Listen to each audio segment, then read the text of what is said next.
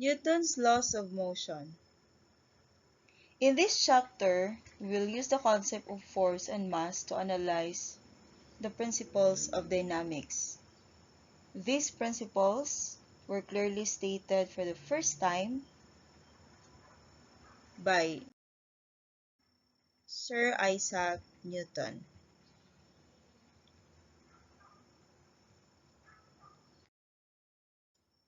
The first law states that an object stays at rest or keeps moving in a straight line unless a force acts on it. It means that the objects resist changes in motion, and this resistance is called inertia. For example, a book stays on top of the table unless an external force acts on it. Or, a satellite keeps orbiting the Earth due to inertia unless an external force acts on it. Newton's second law of motion states that the acceleration of the object depends on the force applied on its mass. Now, in this figure here, the bigger the mass, the lesser the acceleration, or the greater force is needed. The smaller the mass, the greater is the acceleration, and the smaller the force is needed. For Newton's third law,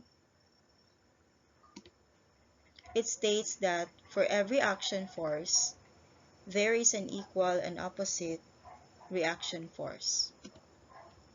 For example, in this figure here, the boy pushed the box, and the box also pushes the boy.